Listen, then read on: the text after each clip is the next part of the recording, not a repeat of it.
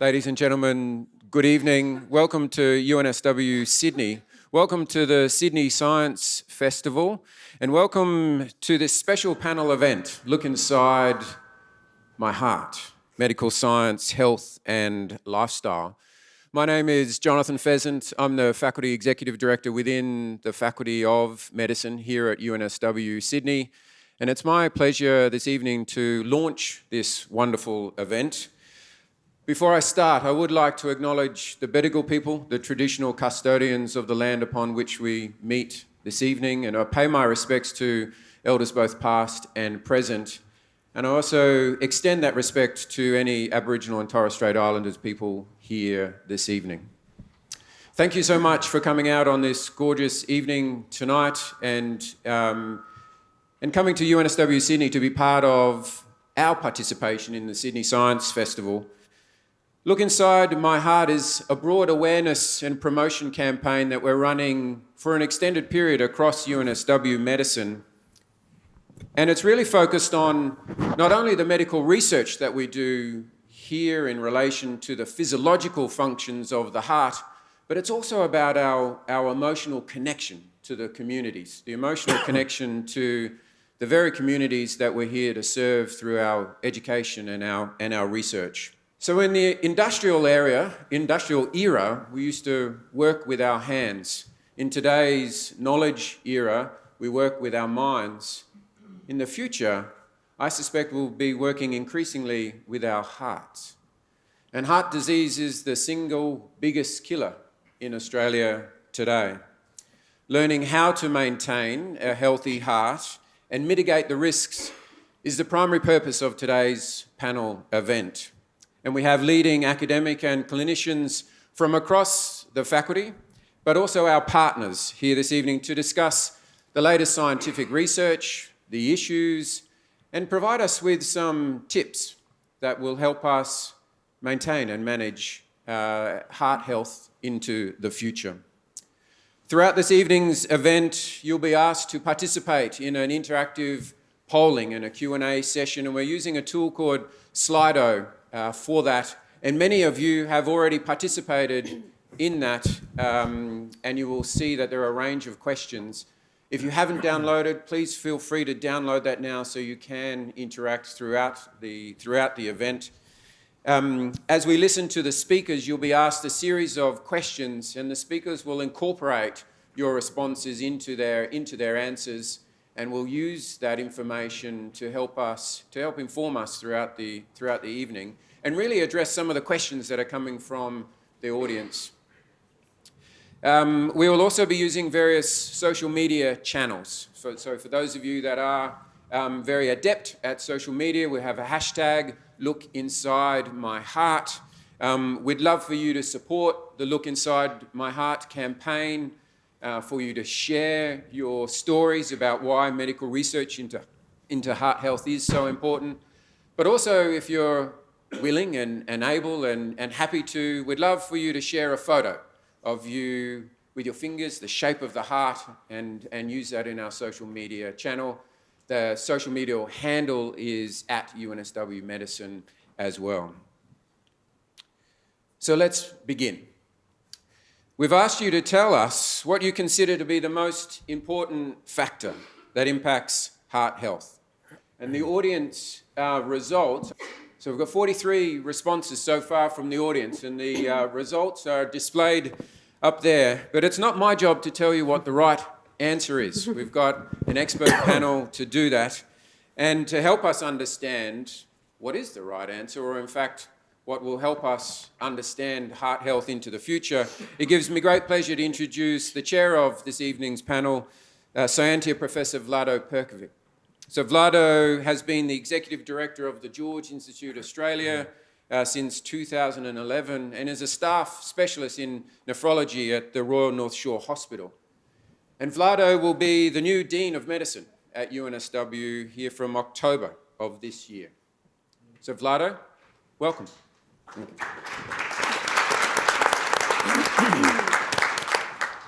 So thank you very much, Jonathan, and thanks to all of you for coming out on a midweek evening and joining us for this conversation about heart disease, heart health, particularly a focus on heart health, because that's, of course, what we all want to achieve. On behalf of myself and the whole panel, we're really grateful for your joining us and also for your participation. As Jonathan's already outlined, we really do want this to be interactive. We want you to ask those questions that you've been wondering about.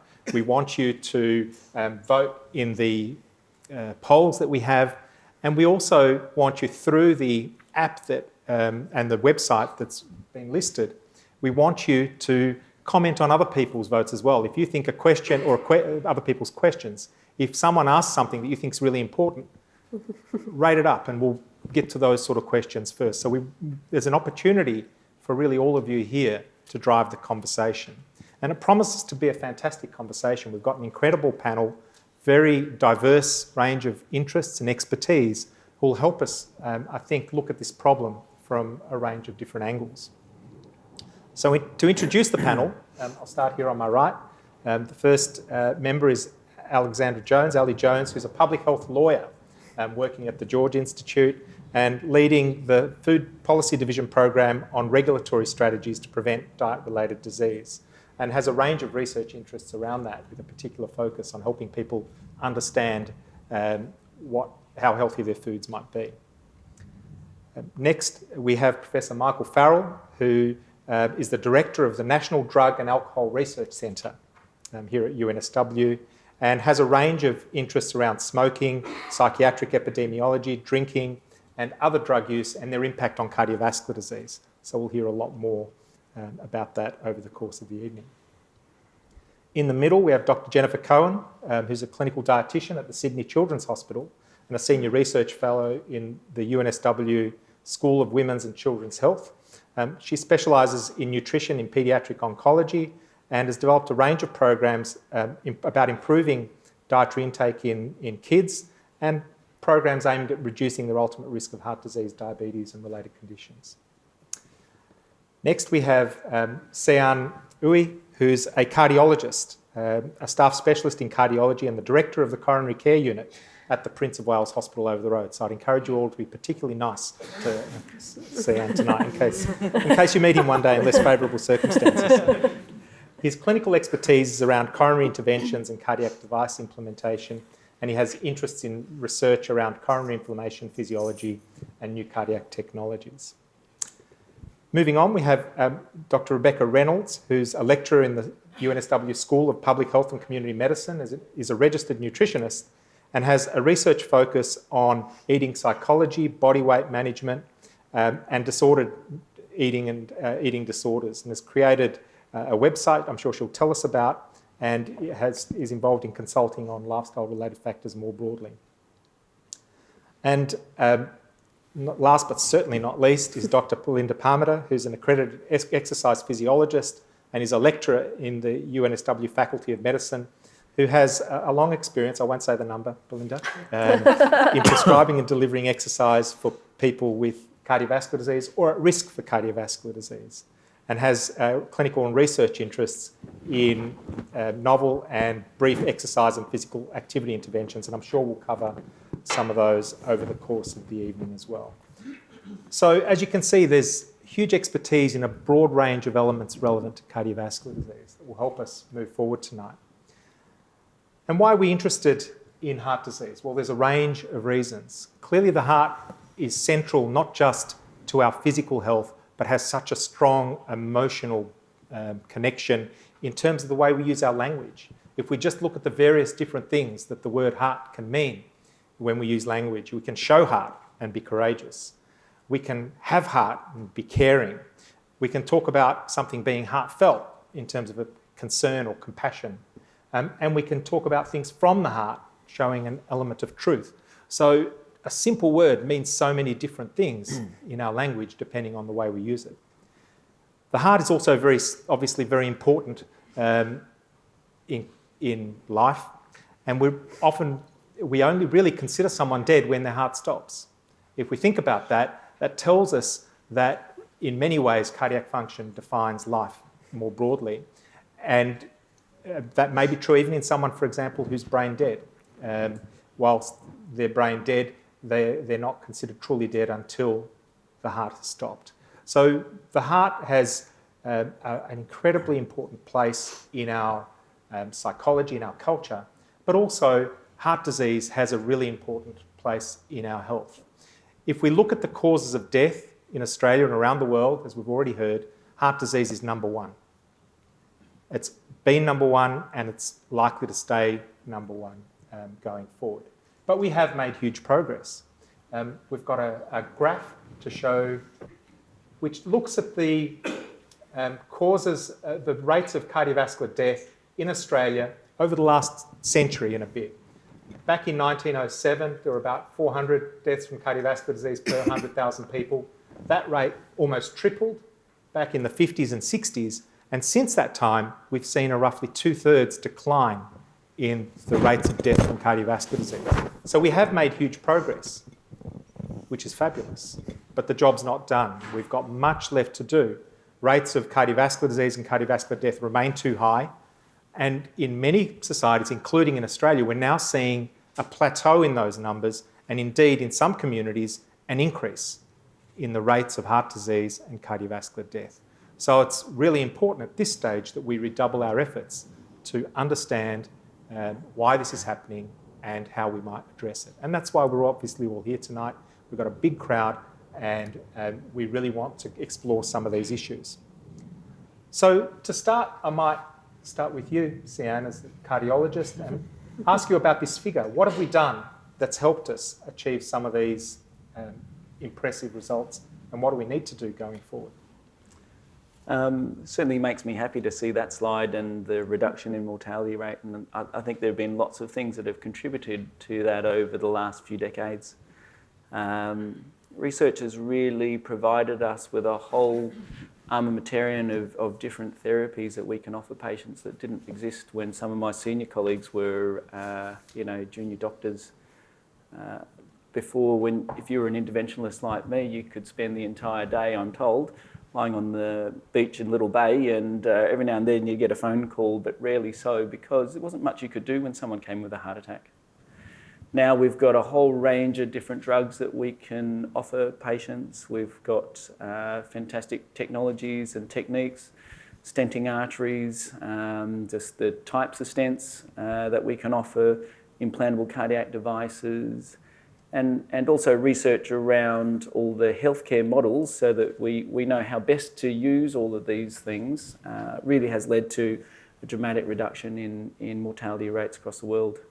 The problem that Vlado alluded to, and you can't actually really see that on this graph, but if you look in more recent years, it's plateaued, or even if the mortality rates are falling, the rates of hospitalisation are going up, and we think that's largely driven by two main forces. Firstly, we're all getting older.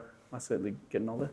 But on average, particularly in this area health service, the number of patients that we are looking after over the age of 75, over the age of 85 is increasing exponentially, which I think is because we're doing such good work. But we're dealing with an older population who carry a lot more different medical problems and complex medical problems that all interact. And the second force is rising rates of obesity in our community, which really are affecting us now, and epidemiologists more credentialed than me will tell you that rising rates of childhood obesity are going to really drive rates of cardiovascular disease and cardiovascular mortality into the future. So I think they're the main issues, and I think this is the right panel to be talking about those issues. So let's explore these in a bit more detail, but let's go back to the poll that we had up as everyone was coming in, if we can, and just have a look at what people said. So a strong vote for genetics and family history as being a key driver. Exercise, nutrition, all there. In fact, if we're looking at the strongest predictor of cardiovascular disease, the number one factor is age. Unfortunately, we can't do much about that, although I'm told that the Department of Engineering here at the university is working on it. But in the meantime, we have to focus on some of these other things which become more important by virtue of the fact that we can influence it. Stop voting. Let's explore the questions around nutrition in a little more detail. And we'll put up the next question now, the poll, if we can, which focuses on that. And I'd ask you all to vote while we're having the conversation. And we'll start a conversation with the panel here, and then we'll see how those things perhaps change. And maybe, Rebecca, if I can start with you, tell us about eating and cardiovascular disease. What should people be doing? We hear so many different things. Wow. That's a really big question, because nutrition and cardiovascular disease or heart health is, you know, a massive topic, and so many things that we eat, both if you're thinking about foods and the nutrients they contain, you know, affect heart health. So, but there are some leading things. I was doing some prep for today, so I was doing some reading and some statistics that I can remember. So I think it's low fruit intake is one of the leading contributors to the nutrition link with cardiovascular disease. So, and that is important in Australia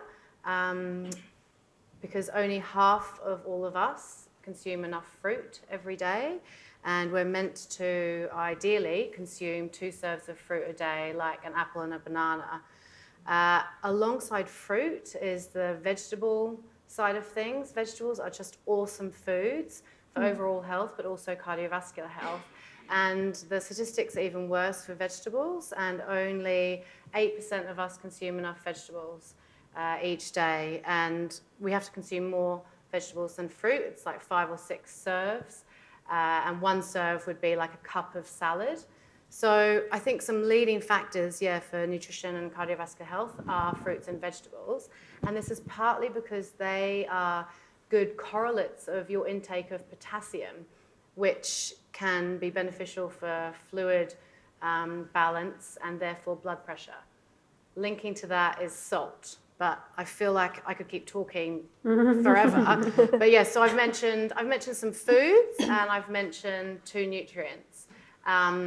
But I wonder if I'll let someone else speak before I could talk about fats and, you know, discretionary foods and So fruits and vegetables, we need to eat more of those, particularly in whole forms, not in fruit juices, especially not with fruit juice with added sugar to them. So all of you, please eat more vegetables. It's a message for the night. Yeah. So Jennifer, you're interested in heart disease in kids and diet. Yeah. But kids don't tend to get heart disease. So why? So no, we don't see heart disease in children. We see it in adults. Though there has been some reports of kids even as young as 9 years of age actually showing sort of thickening of the arteries. So they don't necessarily have heart disease. But what we're seeing kids is the precursors to heart disease. So the problem starts early. The problem starts early. So, and we've already alluded to this already, is obesity is one of the bigger drivers of cardiovascular disease or heart health. And we are seeing, 1 in 4 children in Australia are overweight and obese.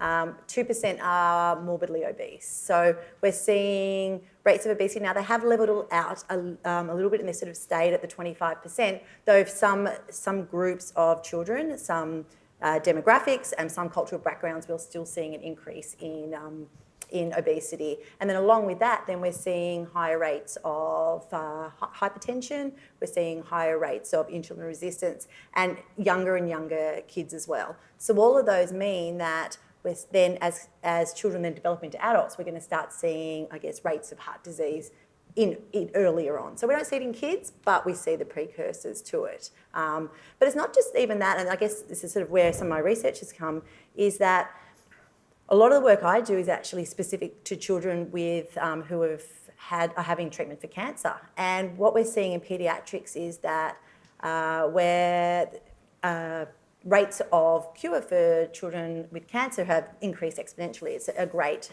story. But what we're looking at in children who've had chronic diseases, acute diseases like cancer, as well as things like cystic fibrosis or acute kidney disease, we're having great cure rates for these patients, but we're actually also seeing higher rates of cardiovascular disease when they get into adult. childhood. And I mean, I know cancer specifically, and adult survivors of childhood cancer are 2 times more likely to get heart disease than their peer. So if you take their sibling or their peer who eats the same, exercises the same, they're 2 times more likely. So we're looking at, there's multiple factors. So it is those with chronic and acute conditions, as well as the ever-increasing rates of obesity. And these might be some of the factors that are driving into some of those changes. And as Sze-Yuan mentioned, we are seeing heart disease increasing actually perhaps at the highest rates in young people. So it's a particularly important area to address. Yeah. So Ali, you're a lawyer. So why are you interested in heart disease and what can you do? Yeah. I'm interested in the use of law as a policy tool, basically, to improve health. And before I started working in food policy, I worked on tobacco control. And I think this is an area where most Australians, we're a global leader in tobacco control. And most of us know that we've used a whole range of laws, so packaging, taxes, you can't buy cigarettes as a child. All of these measures together will help to reduce smoking in Australia. So in the 50s, 3/4 of Australian men smoked. And we now have only 14% of people in Australia smoking. But right now what we have is obesity. 2/3 of us are overweight or obese. And we could use law in many of the same ways that we used it in tobacco. We've started, but we could do a lot more. So my PhD is on food labelling and the health star rating. That's one way, and many countries are pursuing similar things. We also have things like sugar taxes, restrictions on marketing to kids. So all of these are areas where we need lawyers to do things that are going to improve health. And how important are health star ratings and how can people use them? Yeah, so the health star rating, you've probably seen it now. It's been in Australia for 4 years and it's appearing on the front of packs in supermarkets. It's an overall rating of nutritional quality of food. So there are 7 things that go into it: salt, sugar, fat, energy, and you can gain some points back for your fibre and protein content, and it'll give you an overall rating from 0.5 to 5 stars. Our research suggests that actually overall, health star rating does pretty well. It gets it right probably about 80% of the time, and if you're comparing 2 similar products, it will generally guide you to a better product. There's been a lot of attention in the media on products that seem to get the wrong score. And Health Stars is under a 5-year review right now, and we definitely made suggestions on how it could be improved. But I think it is one tool that you can use in the supermarket to make a healthier choice. So looking at the vote, lots of votes for saturated fats, lots of votes for salt, and we haven't really spoken about those. Rebecca, what are your thoughts? So when I was looking at the stats, yes, saturated fats are an issue, as are trans fats, as are, and so they're the ones that can be detrimental to our hearts, but the fats that can be beneficial to our hearts include monounsaturated fats and omega-3 fats. So what that looks like in food terms is having lots of extra virgin olive oil, having some oily fish, and reducing your intake of fatty meats and processed goods like biscuits. So, and then people often ask me, well, what about coconut? And what about dairy? And the evidence suggests, I mean, evidence is imperfect and is always changing and emerging, but it's the best thing we've got. The evidence at the moment suggests that coconut fat is still saturated, but maybe it doesn't damage your heart as much as saturated fat found in, for example, a beef sausage. Equally, maybe the saturated fat, maybe because how it interacts with the other nutrients in full-fat dairy, maybe full-fat dairy saturated fat is not as detrimental to your heart as other types of saturated fat, like the fat that some people like to eat on steaks. So, yeah, and I think a lot of dietary patterns emphasize lower saturated fat and trans fats, like in biscuits, like the Mediterranean diet, and also promote, more monounsaturated fats and oily fish. So that's a snapshot of the kinds of fats that are better and worse for your heart. Let's go to some of the questions that are coming through, and thanks to all of those who have sending these through and those who are voting on them as well. A diet-related question that's not up on this screen, but relates to the question of sugar. And the question here maybe the underlying question is how important is sugar? But in addition, the question is, if you have a child who's addicted to sugar, and I'm sure none of us are, what's the best way to address that? Maybe Jennifer and then Mark. So I guess the question of sugar and heart disease, that's definitely emerging now. And obviously, as Rebecca alluded to, it's hard to pinpoint nutrients or, one single thing that's, is increasing risk of cardiovascular disease. Because generally, if you say have an increased diet of, sugar-rich foods or processed foods, you tend to eat less fruit and vegetable and less fibre. Fibre I want to come back to later. We won't do that one now.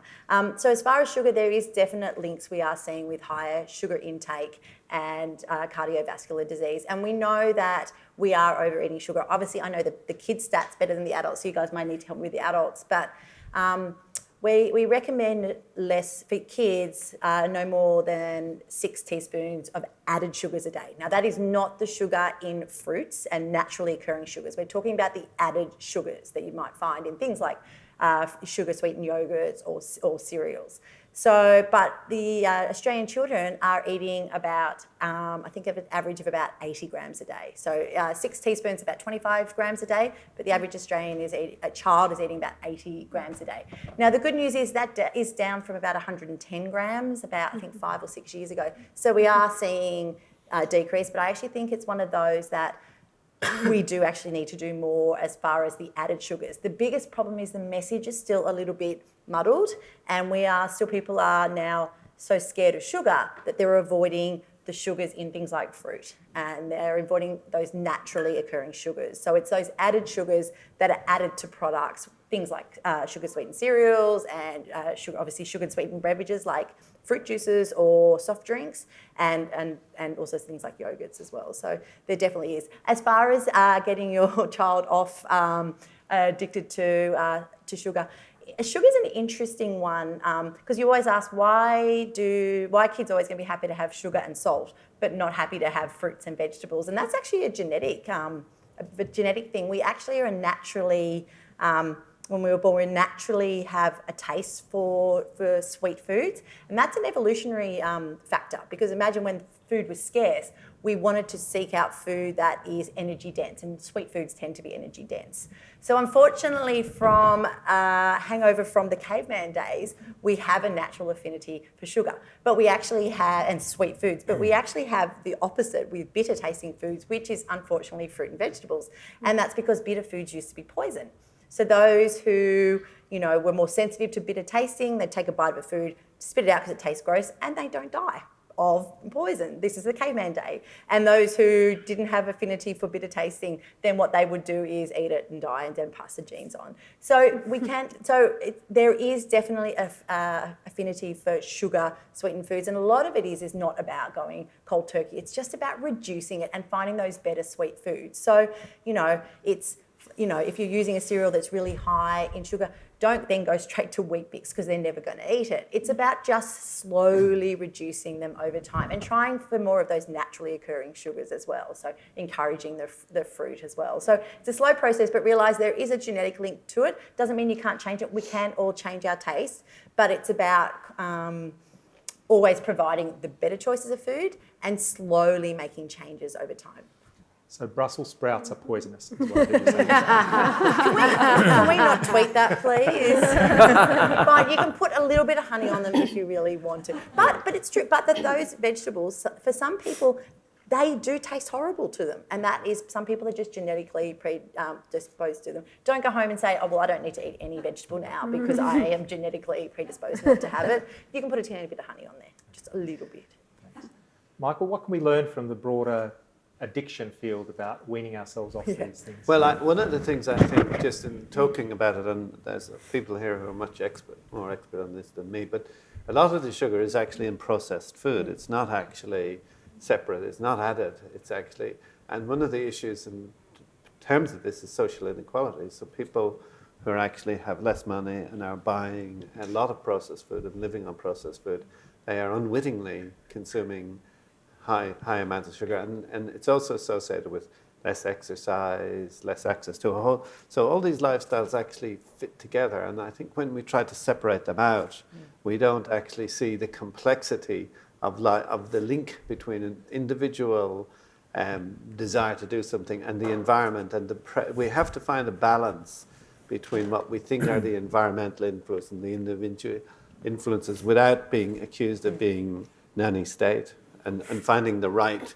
balance across it. Which brings us to you, Ali, again. And there's a question here that's related that asks whether reducing the number of fast food outlets in high-risk areas is a viable method for reducing the impact of heart disease, and is it an ethical method?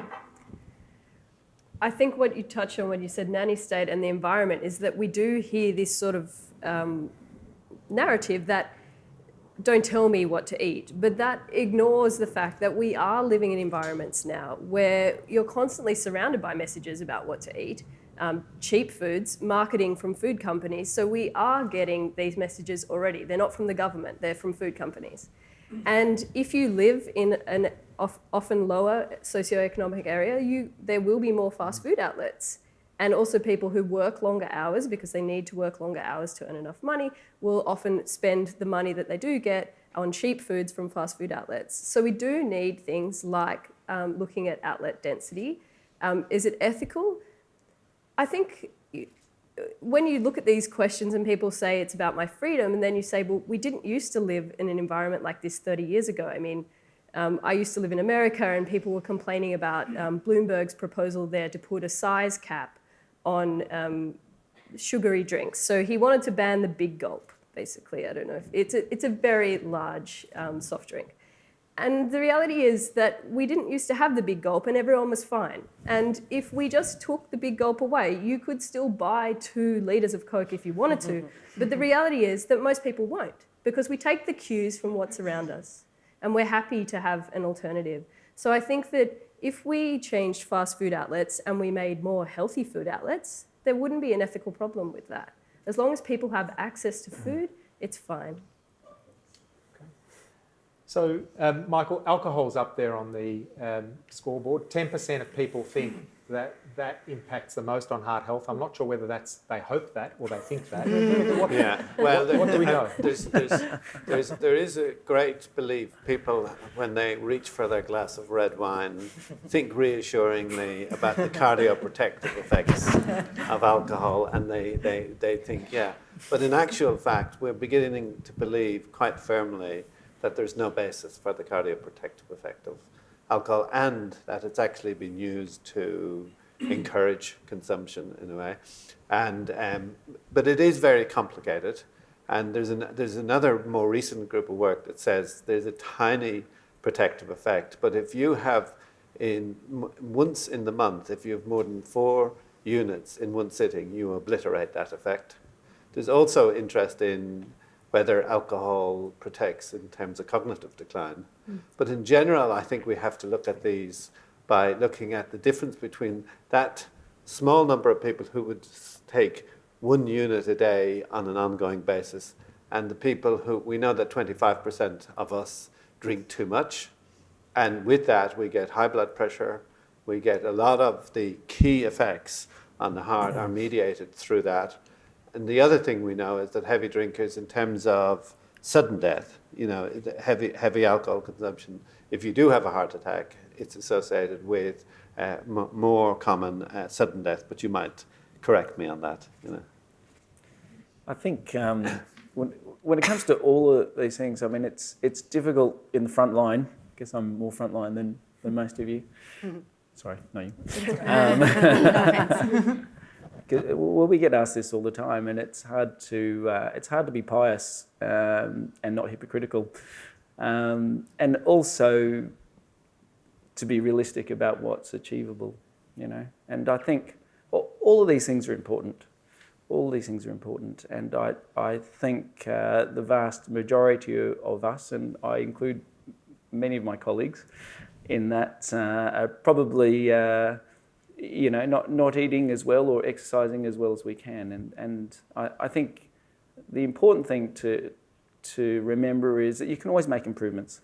And that's what I always argue with my patients. And in fact, if you're overweight, even small changes can translate into significant weight reduction. And it doesn't have to be drastic.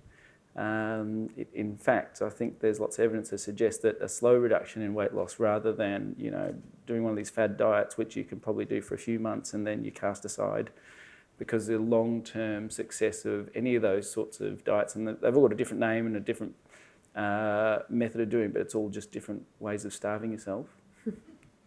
We know starvation works. Long-term they don't work. So it's about doing everything in moderation, including alcohol. I'm a cardiologist. I don't know a single cardiologist who doesn't drink any alcohol. But, I'd like to think that we do it sensibly in moderation. So I had the occasional steak as well. Look, while I'm sitting in the confessional. So salt's on the screen. It's highly rated, and salt intake is a key driver of blood pressure. Let's just quick show of hands. Who knows? Who's had their blood pressure checked in the last 12 months? Just hands up. Yeah, the vast majority. And what we're learning is that an ideal blood pressure is likely to be around 115 millimetres of mercury systolic. So hands up now, who's got a blood pressure of 115 millimetres of mercury or less? Quite a few, but far fewer hands. So trying to get our blood pressure down is an important thing that we can do, and reducing our salt intake is an important mechanism for getting our blood pressure down. So guys, how do we get our salt intake down? Jennifer? The simple answer is reducing the packaged and processed foods. And I think that message will come up throughout the evening, not just from a salt intake. There are other factors in packaged and processed foods that we think are actually going to increase risk of heart disease, not just from a salt point of view. And I don't know if the stat has changed, but it used to be that something like 75% of your salt intake does come from packaged and processed foods. Yes, obviously it's what you add at the table, but most of it's come from those hidden salts that you don't even know are there. And I think also comes down to food supply. It's, it all ties together. So when we're talking about single nutrients like salt or potassium, it's never that simple because they all tie together. So I think the message with salt is coming from packaged and processed foods. And yes, salt is one of those drivers of increased risk of blood pressure and cardiovascular disease, but there are other things in packaged and processed foods that are also potentially driving cardiovascular disease risk as well, separate to the salt intake. So really a simple message is reducing those down as a start. So all of us are slowly getting older, and as we get older, our vision tends to become more long-sighted, and it gets really hard to read those tiny little lines that tell us how much salt is in some of those packages. Ali, what can we do about that? Yeah, so what Australia has done, and many countries are doing this, is that they have voluntary agreements with the food industry to try and reduce salt across the food supply. And the benefit of this would be that if those companies actually did that, you wouldn't have to read food labels anymore. We would just cut out salt across products. And when you look at the products that are in the food supply, say if you look at breads, you see a huge range in the salt content. So we know that it is possible to make a bread without putting a lot of salt in it. And those companies can reduce it. And we also know, like we said earlier, that if they do that gradually, you won't even notice. The issue with salt, unlike sugar a bit, is that they don't want to label a product as low salt because people think that means it doesn't taste good. Whereas there is an interest in low sugar at the moment. So it's a kind of health by stealth thing where you work with the companies and you get them to reduce the salt. Some countries have gone for a mandatory limit. So in South Africa, you just can't sell bread if it's too salty, for example. Just some more questions that have come through, and clearly a lot of interest in this area of nutrition. Someone's asked if everyone knows that sugar is addictive, why is it still legal? For whoever asked that question, there's a fabulous episode of The Simpsons you should look at that explores what happens when sugar is banned. Someone's asking about keto diets, low-carb diets, high-protein diets. Comments? Something that we haven't touched on is fibre, but the thing about these diets are they are all fad diets. It's the latest and greatest way of going, how we're going to lose weight. And we know that none of these diets work long-term. And they actually also have potential negative effects, not just on, not the ability to not lose weight, but we also know potentially that in a younger generation, they can actually increase risk of the obsession with dieting with sort of disordered eating and eating disorders. But the danger with these diets is what happens is that you're removing whole nutrients out of your food. And it was interesting that only, I think 1% thought fibre was sort of, a main driver of cardiovascular disease. It's kind of the poor cousin of nutrients. It's like no one wants to talk about fibre because we have to talk about poo and no one wants to talk about that. But there is so much more literature coming out about the importance of fibre, particularly whole grain fibre. And what's happening with some of these diets like ketogenic or paleo diets, or a lot of them, because the trend is to remove carbohydrates, what we're actually doing is potentially not only not being effective from a weight point of view, but we're actually potentially actually increasing our risk of cardiovascular disease because we're removing lots of the fibre and the whole grains from our diet. And there is a lot more good evidence showing that, one, we're not eating enough fibre. I know the stats, actually kids do better than adults in the fibre. So about 40% of kids, I think, have enough fibre. In adults, it's about 28%, but please don't quote me on the adult stats. It's like I only know kids.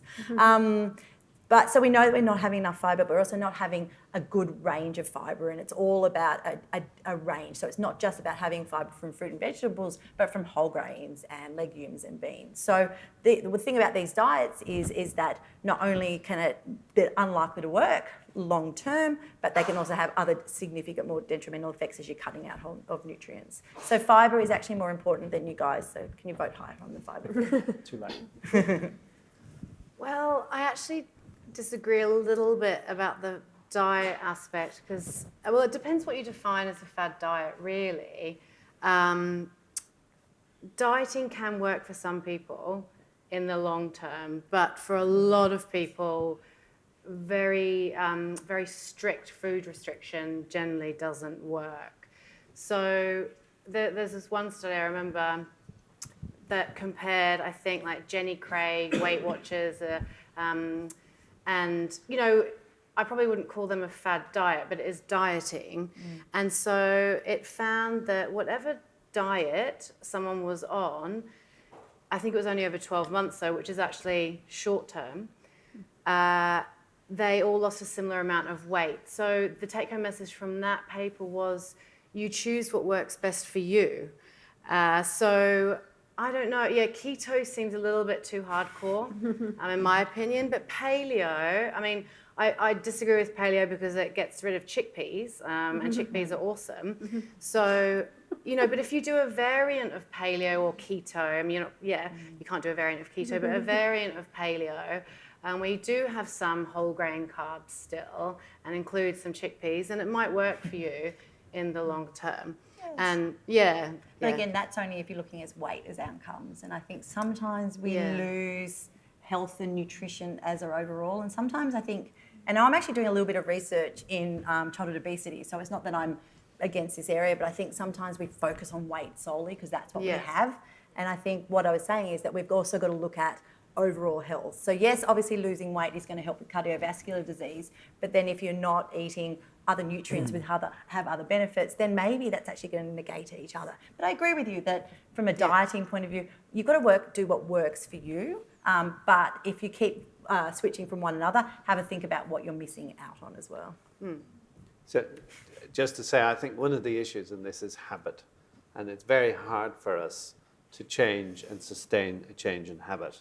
So actually understanding how we get ingrained in habits, and then so we need very substantial lifestyle change. And what we find, if we look at most of our habits, when we try to change them, we change them for a period of time and we revert. And actually understanding more about that is really fascinating.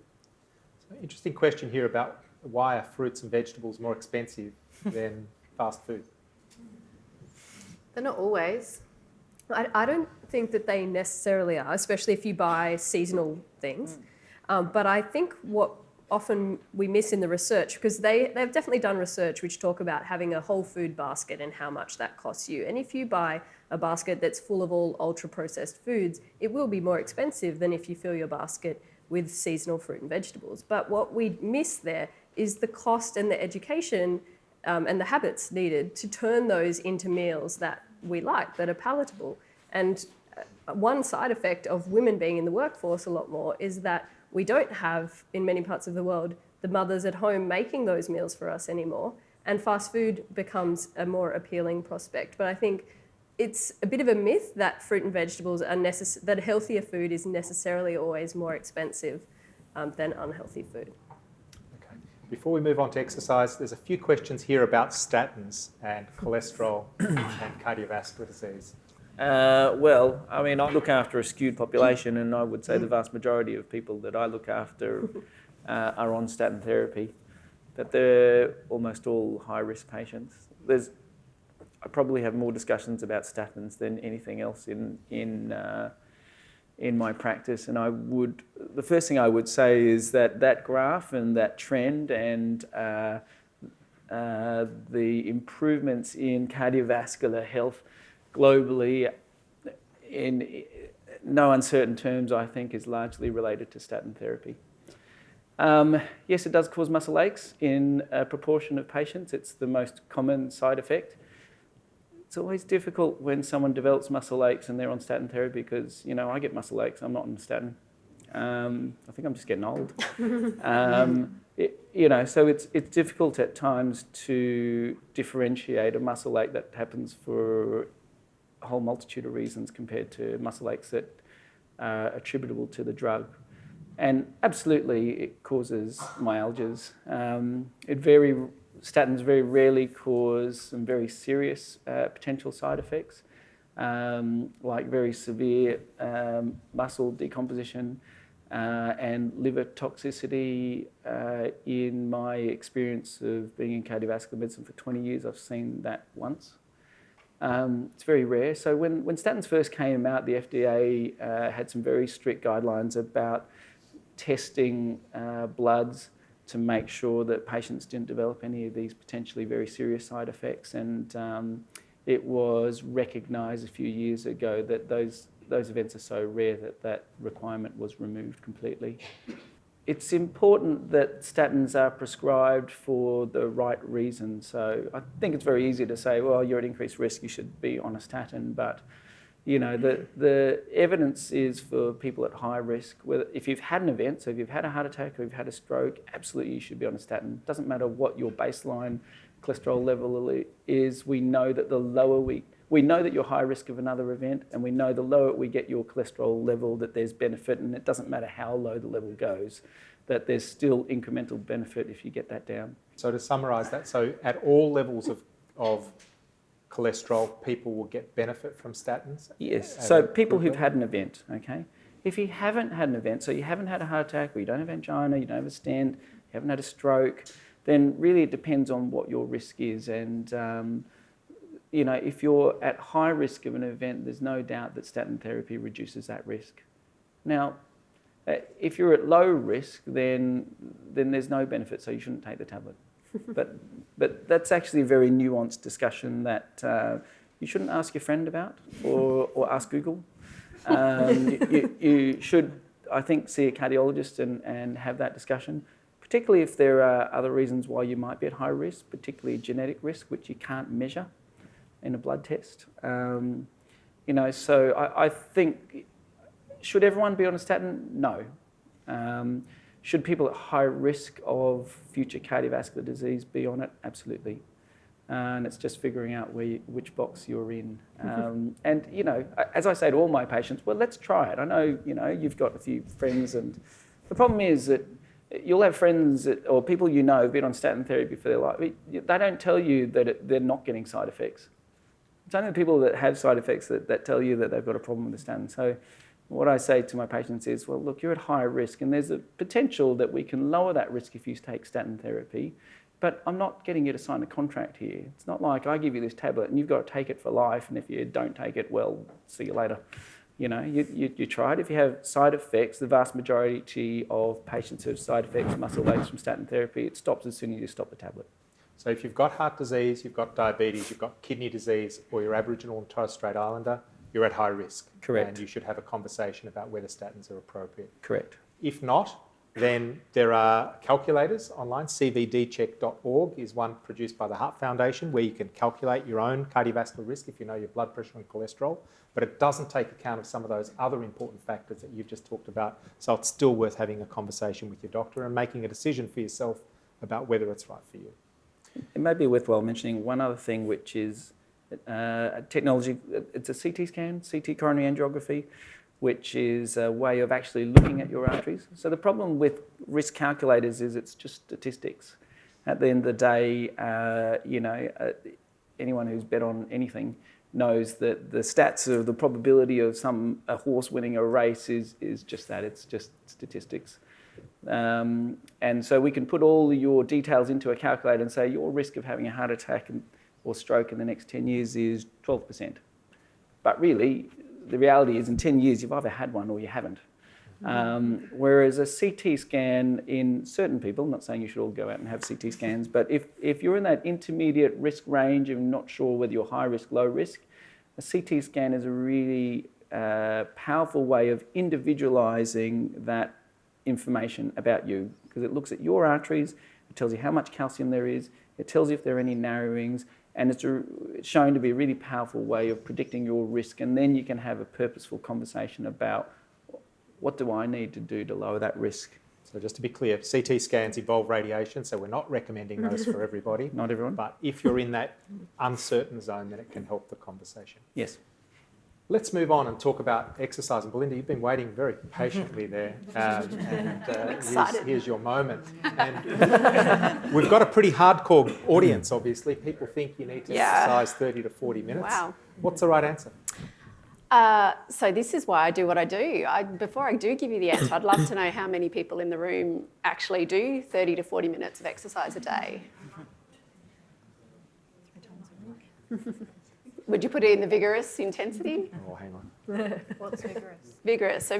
So vigorous intensity, good question, is essentially the exercise feels hard to do. It's hard to very hard. You are breathless, you can't maintain a conversation, you can say a few words, but you have to take, your breathing rate increases, your heart rate is up there pretty high, you're working pretty hard to get it done. So I'd be amazed if anyone could sustain. Now who does 30 minutes a day? So the answer is actually 11 minutes. Which I love to hear that noise in the room. It is 11 minutes. Current recommendations from worldwide are for the minimum amount that you need to do if you do it at a vigorous intensity is 75 minutes a week, which when you break it down, it's 11 minutes a day. And I think it's exactly why I do what I do, because a lot of us don't actually understand. We hear 75, 150, 300 minutes of exercise a week is what we have to do, and we think there's no way I'm going to get it done. I don't have the time, it's too hard. We don't understand that we can do little bits of exercise through the day. It's about intensity of exercise. The higher the intensity, the less you have to do, and you can accumulate it across the day. So you could work 11 minutes of vigorous intensity into your day simply by using the staircases and maybe having a little sprint up the stairs, walking with, depending on your fitness level, walking with purpose when you are walking from one place to another. Stride it out, get your arms going, get your legs going. It adds up across the day, and it's what I love about the smartwatches actually, is because that does accumulate as opposed to just your steps per day, it accumulates your exercise per day as well, even though they've got the 30-minute mark wrong on the smartwatch. There's a little bit of tweaking that needs to be done there, but it's 11 minutes. And is more better? So, good question.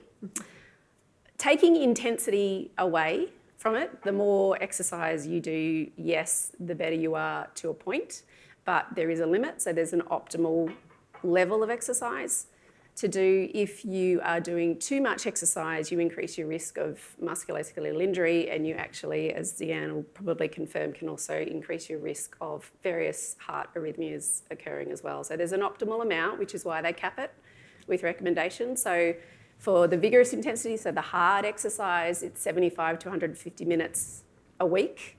For moderate intensity, so the 22 minutes a day, you don't even have to do 30 to 40 minutes. 22 minutes, if you don't want to do high intensity, you want to just go for a walk with your partner or with your dogs, stride it out. You can still have a conversation, a little bit breathless, but if that's what you enjoy, you only have to do, absolute minimum is 22 minutes of that a day. So we can scrap the 30 to 40 minutes and get that out of the picture. And if you do more of it, yes, the better off you are, but we've got to cap it as well because we don't want overuse injuries. We don't want to increase the workload on the heart So that's, I think, probably going to be a big relief to lots of people in the room. But what about, so people talk a lot about step count, and there's also been some recent work in that area, is that right? Yeah, there is. So you would all have heard about the 10,000 steps a day. I think the simplest and quickest answer for everybody with respect to that is it is about movement. The relationships with respect to exercise and heart health and cardiovascular disease with cardiorespiratory fitness and muscle strength. So if you can improve your cardiorespiratory fitness, you can reduce your risk of death from all causes by around 35% for both men and women. If you can improve your muscle strength, you can reduce your risk of death from all causes by between 30 and 40%. And there's a little bit stronger association with respect to muscle strength for women, where there's a bit more of an effect. With respect to the 10,000 steps a day, it's about getting people to move. So sitting, which is what we're all doing right now, is a massive issue for our heart health. We are sitting for longer and longer and longer. And because of that, we are increasing our risk of cardiovascular disease to extreme levels. Our biggest... Look, I'm all for standing and walking around the room. Like we should. I can stand up and strut. Do this on lots of treadmills next year. Yeah, no, look, the biggest issue is, and we talk about the kids and kids being overweight, 92% of our 12 to 17-year-olds, and there's a few in the audience I saw, which is great, 92% of our teenagers are not meeting the guidelines for exercise and screen time use. So recommendations for 12 to 17-year-olds is less than 2 hours a day of screen time. 92% of them are not meeting that criteria. They're watching a screen for more than 2 hours and they're not doing an hour exercise a day, which is scary figures when we look at our rates of obesity. So, Sze-Yuan, you could be having an increase in your patient load in 20, 30 years. I think, not sure if we don't get everyone moving. So it's about movement, and the more we can actually increase our fitness, so the higher the intensity that we can do, then the better off we are. So the whole 10,000 steps a day movement is about stop sitting and everybody let's get moving. So an interesting question from the audience. Can you cram your exercise? Can you do all 77 minutes in one day and then have a week off? Yeah, so do you know the journalist from Sydney Morning Herald asked that question, and I thought about it and I thought, oh my God, why did someone want to do a full 75-minute bout? So I'm going to come back again to the relationship is between cardiorespiratory fitness and all-cause mortality and muscle strength and all-cause mortality. So if you can do something to increase either or both of them, then you improve your overall health and reduce that risk of all-cause death. So if you can increase your cardiorespiratory fitness and muscle strength in 75 minutes once a week, then you're meeting the guidelines. But I think the issue is that a lot of people don't have the time to do that, and that's why we're not doing enough exercise, is because we're going out there and saying it's that you have to do this. People think it's 30, 40 minutes a day rather than they can get away with a 20-minute walk, really. So you can, providing you're doing the right intensity to improve your muscle strength and cardiorespiratory fitness. And Belinda, what about people who've already got heart disease? Are the recommendations the same for them? Are there any special considerations? And Sze-Yuan, it'd be great to get your input too. Yeah, so look, that's about safety. That's about patient safety. And that's where you do, if you have heart disease, it's where you do need to see a cardiologist or an exercise physiologist who is experienced in working with people with heart disease, because, and Sze-Yuan will confirm this, everybody is different. Everyone responds differently with respect to the level of heart disease that they have. So if I had it, I might be able to exercise to 90% of my textbook maximum heart rate and not have any chest pain or angina or what we call ischemia at all. So I would be safe to go and do some high intensity exercise. But Vlado, if you had heart disease, your ischemia or chest pain or tightness or symptoms might kick in at 70% of your maximum heart rate. So it comes down to the level of disease, it comes down to the individual, and once you have disease, to know how hard you can exercise is about getting the right information from your cardiologist. And they'll tell you how high you can go without causing any serious issues with your heart. Would you agree? Yeah, look, a lot of cardiac diseases are potentially exacerbated by exercise. So if you've got narrowings in your arteries, and angina or breathlessness is typically with exercise or exertion. If you have weakness of your heart muscle or problems with your heart valves, then often the symptoms are related to exercise, breathlessness, and heart rhythm problems can also be exacerbated by exercise. So if you do have cardiac disease and you want to commit to exercising, then absolutely I encourage you to do that. I would certainly encourage you to speak to your cardiologist. And we have programs like at the Prince Wales Hospital, a cardiac rehabilitation program, who will not just take people who've been admitted to hospital, but anyone, where they put you into a graduated exercise program that's very closely supervised in the hospital. And so if there are any concerns, then that's often something that I do. I send them down to cardiac rehabilitation just to make sure when you start off in the program and you're increasing your exercise levels and exercise capacity, that you do that in a safe environment. Belinda, different types of exercise. A question here about cycling versus running. Also questions about different types of exercise more broadly. Any thoughts on that and the relationship? Absolutely. That's going to come down to individual preferences with respect to the type of exercise. So again, I bring you back to the relationship with cardiorespiratory fitness and muscle strength. So they're the two things that you want to get out of your exercise. You need to find an exercise that is going to work best for you, that you enjoy doing and that you're going to comply with and adhere to. So if you love riding a bike, then by all means go and ride a bike. If you want to run. If you want to go to the gym and lift weights, go to the gym and lift weights. You've just got to make sure your intensities are high enough to get the effect. And having said that, you don't have to do vigorous intensity. You can bring it down a notch, and the moderate intensity will do the same job. You just have to do a little bit more to get the same response. And so we've spent a lot of the evening so far talking about things that, how do we break addictions to things. Michael, how do we create addictions to more exercise, or how do we build that? Well, into it's our habit life? again, isn't it? It's sort of discipline and regularity. I mean, I was struck by the fact when you asked if you could do the 77 minutes in one go. Well, you'd have to be very fit to do the 77 minutes in one go. So you'd have to do more to get fit enough to do the 77 minutes, wouldn't you? So it's sort of all.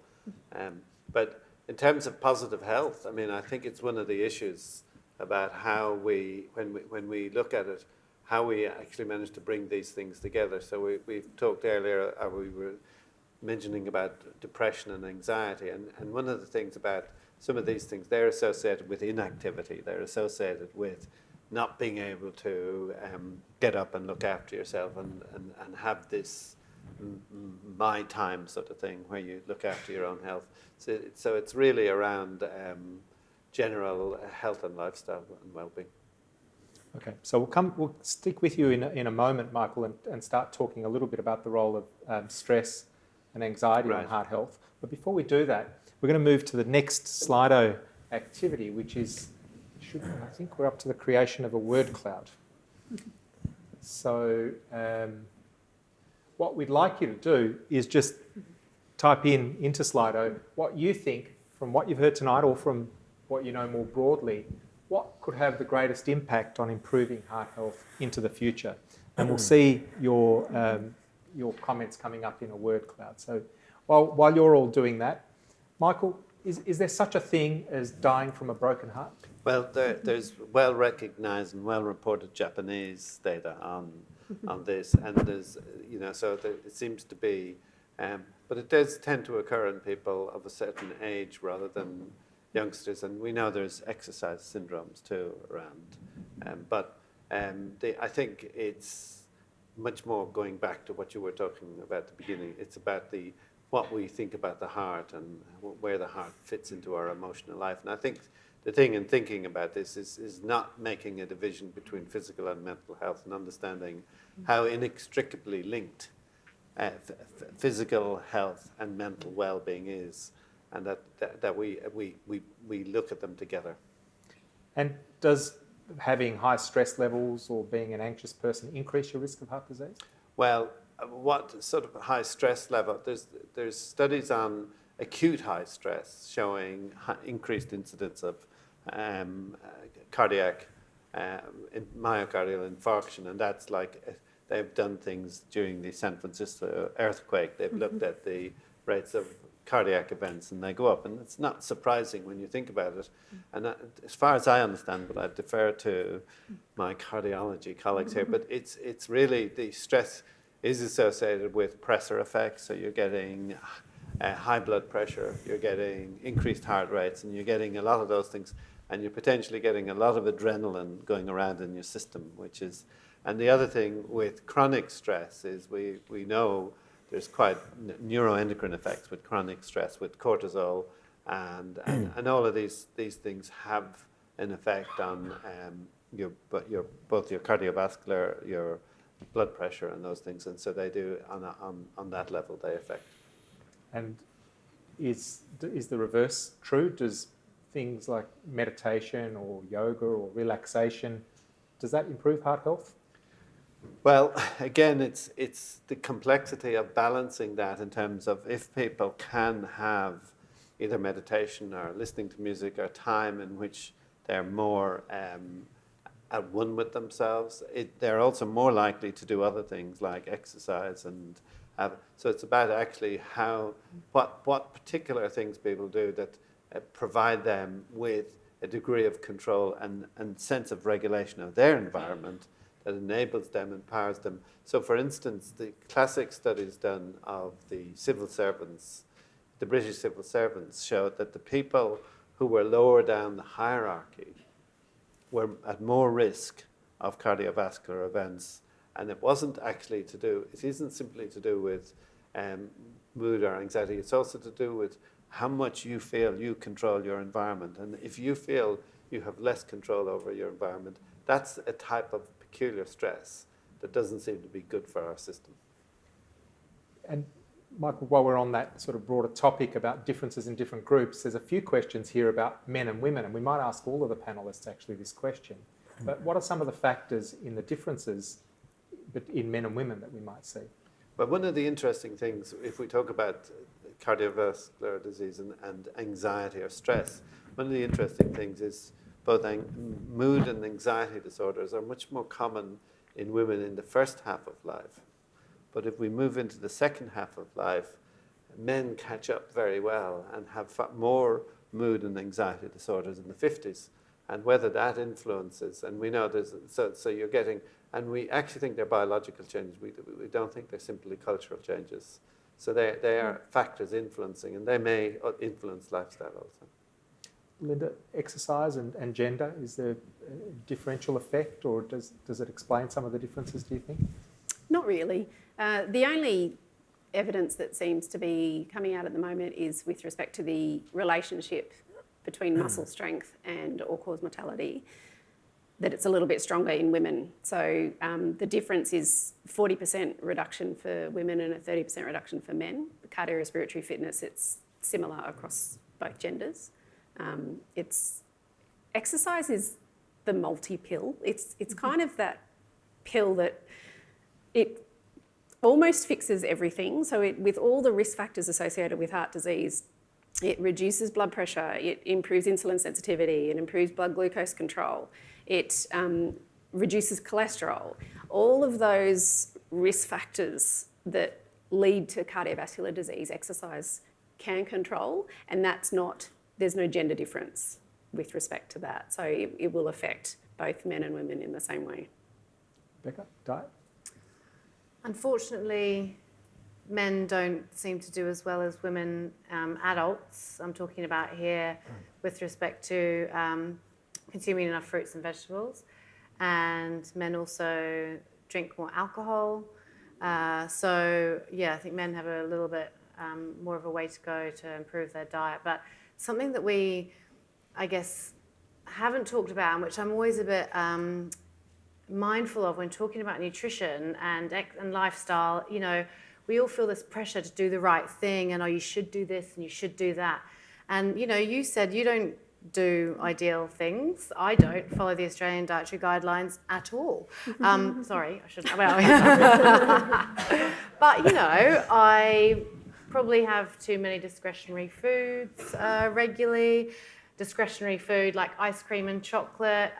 But, you know, I don't know. I really enjoy it when I have them. It gives me some real feel-good, happy things going on in my body. And I think that you've got to think about yourself as a whole person with lots of different factors that we've talked about. And, you know, yeah, if you eat food in an enjoyable way, even if it's not ideal, you know, your happiness hormones are going to negate having maybe a little bit too much ice cream. Whereas if you eat a perfect diet, but you're really stressed about it, there's less point in eating that perfect diet. Or if you're really stressed about doing that exercise, so I think we've got to be kind to ourselves. So you don't have to be perfect. No. But the better you do, the better off you'll be. Well, yeah, but just on small changes Well, that find work what works best for you. Yeah. Yeah. And make your environment so that the healthier choice is the easier choice, which is something the government needs to sort out ASAP, but won't because food corporations have too much power and money. But, you know, we need to make the healthier choice the easier choice. So we need to make, I mean, not that I want this, but standing conferences the norm. Or, you know, we just need to change the environment, really. And you can do that at home by putting things, if you see them at eye level in your cupboard or in your fridge, you're more likely to consume that product. Or if you just don't buy your kids, if the kids don't have loads and loads of chocolate there to eat, they'll have to have a muesli bar. That's better. So men and women and management of cardiovascular disease. We certainly know that, women present later. I mean, traditionally, people think of cardiovascular disease as male disease, which is completely untrue. Women do seem to present later, but also physiologically they're different in terms of their response to medications and their risks. So, for example, in terms of angioplasty, we know that women are at higher risk of bleeding. I don't quite understand that mechanism, but certainly the focus on gender differences in terms of the therapies that we provide is very much a focus of ongoing research. We're not really at the stage where we understand it to the level that we can tailor therapy to a person's gender or more individualised characteristics, but I think that's the way we're moving, and hopefully one day we'll understand it better. But absolutely, men and women are different, just in case you hadn't realised. Quite different. Thank you for that insight. Jennifer? So I guess from a child perspective, which is the area that I know more, we don't tend to differentiate between boys and girls in the early years. It's more when we go into adolescence that we start distinguishing, and that's when we're starting to see, I guess, slightly different dietary patterns. And I haven't got all the stats at the top of my head, I'm not that good. But, you know, things like, say, calcium intake is tend to lower in adolescent girls, but you're more likely to see an inadequate intake of fruits and vegetables in adolescent boys. So there are differences, saying that both groups are generally not fantastic at meeting things like fruits and vegetables and calcium intake, especially when you go into adolescence. So I think in kids, it's probably less of a difference between boys and girls, but more of a difference with age. And we definitely see sort of dietary patterns changing as someone gets older. And definitely, the younger group, the 0 to 2, seem to have much better dietary patterns. And as they get older, then they definitely decrease over time. Ali, do we need different laws for men and women? I think one of the benefits of law is that it applies to everyone. But we do see that different interventions could have different effects. So we know, for example, that women are more likely to use food labels. They're more likely to turn it over and look at the back, but with the front of pack too. So the best kinds of labels will be the ones that institute a change in the whole food system. If you look at a country like Chile, and they've put stop signs on the front of junk food, so it says Ministry of Health, high sugar, stop sign. What this does is change the behaviour of food companies, so they then reduce the sugar content of their products so that they don't have a stop sign on it. And the beauty of that is that then all of the foods are healthier, regardless of whether you use the label or not. And that would be men and women, including all those men that don't bother to read labels. That's not me. So we're coming towards the end. For the last few minutes, what we might do is pick off some of the top-ranked questions that we've got from the audience, which are a variety of different topics. involved. So the first one is a very topical one, which comes to the question of intermittent fasting, a very popular method of weight loss at the moment. The question is it good for your heart? Who's going to answer that one? Well, it can work for people, intermittent fasting, which means it's a diet. Whether you call it a fad diet or not, I don't know. But it's where you reduce your energy intake over a day. And it's not actually fasting. You don't actually have no calories or kilojoules. You actually have some.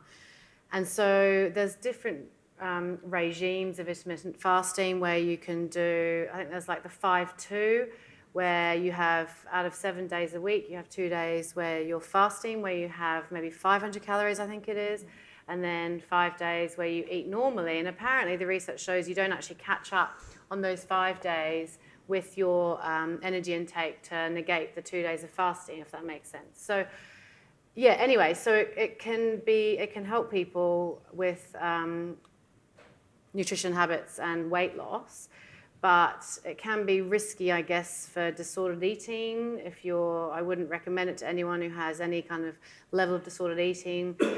And so I wouldn't say it has, I would say, I'd love your opinion. I would say that actually binging on a large amount of food and having that massive stress in your system would cause more stress to your heart than having 500 calories in a day. Not my area of expertise, however. My understanding of the literature is that those sorts of, I would call it a fad diet, I think.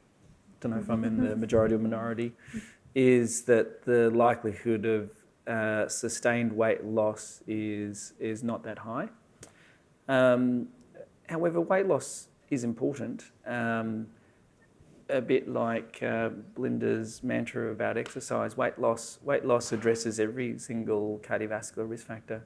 If you lose weight, then your blood pressure's better, your cholesterol's better, sugar, etc., etc. So recognising that weight loss is important, I think my answer to that would be that overall, whichever method you lose weight, it's going to be good for you from a cardiac point of view, but it has to be sustainable. And I question whether these sort of faddish things are sustainable because I'd see every iteration of fad diet and have to read lots of leaflets from Google just to keep up with the patients that come in through the front door.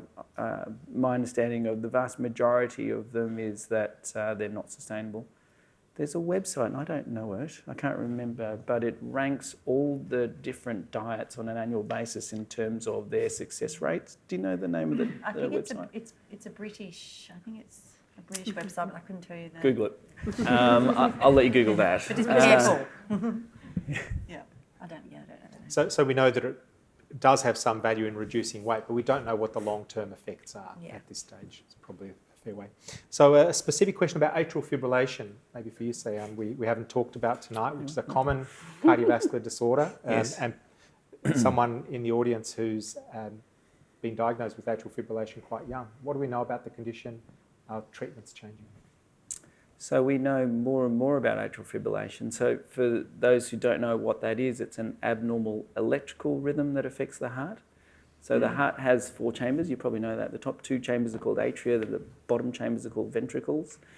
And the heart has an electrical system, a little bit like the spark plug in your car tells the engine when to go. The electrical system tells the heart when to pump. So it starts up in the right atrium. There's a little bundle of electrically able muscle fibres which generates an electrical impulse. A bit faster when you're excited, when you're talking in front of 100 people, when you're running, when you're hurt, and slower at night time when you're asleep or you're calm. And that electrical impulse runs through the atria, which causes the atria to contract and push blood down into the ventricles. And then the electrical impulse runs through the ventricles, causes the ventricles to contract and push blood out.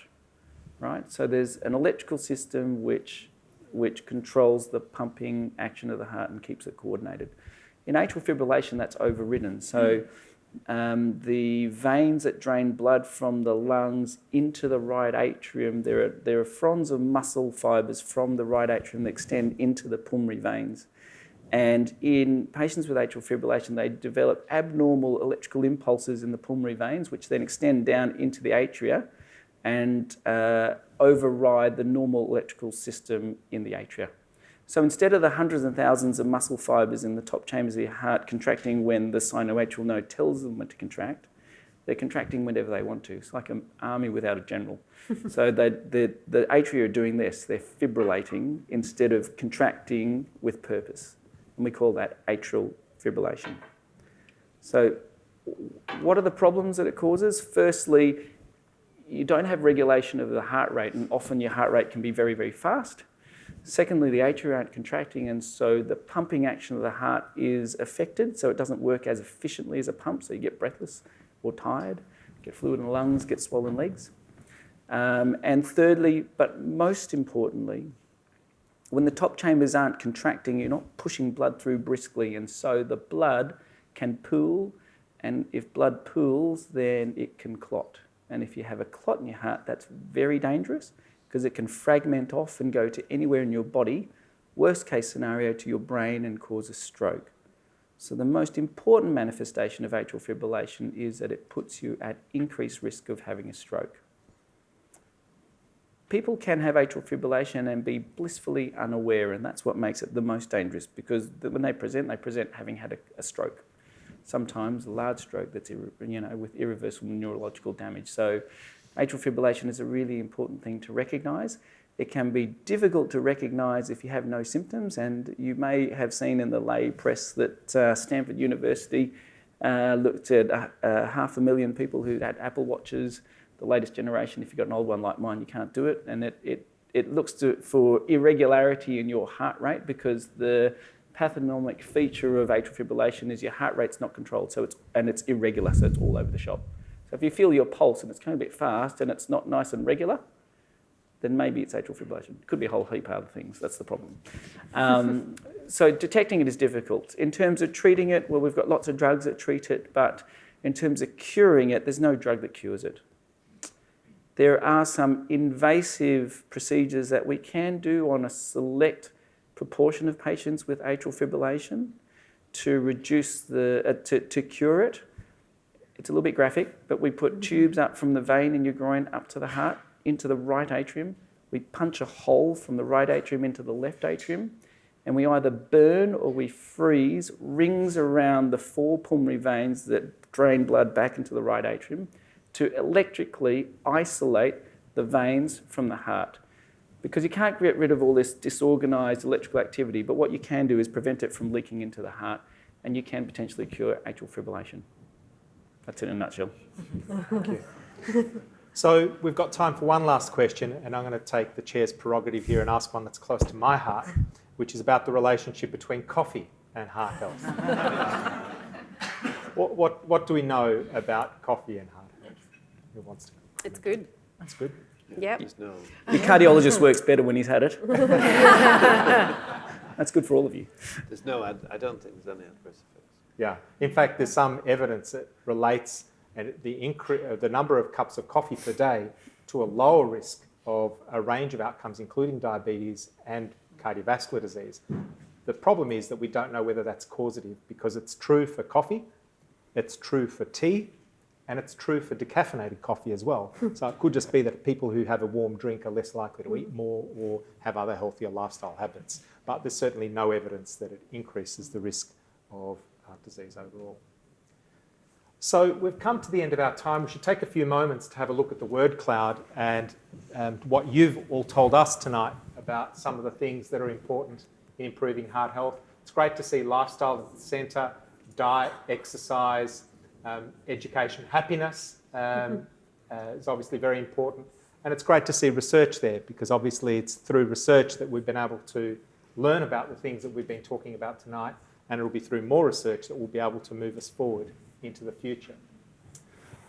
So on that note, I'd just like to first of all thank all of you for coming along today. I hope you found this useful and interesting and a little bit entertaining even.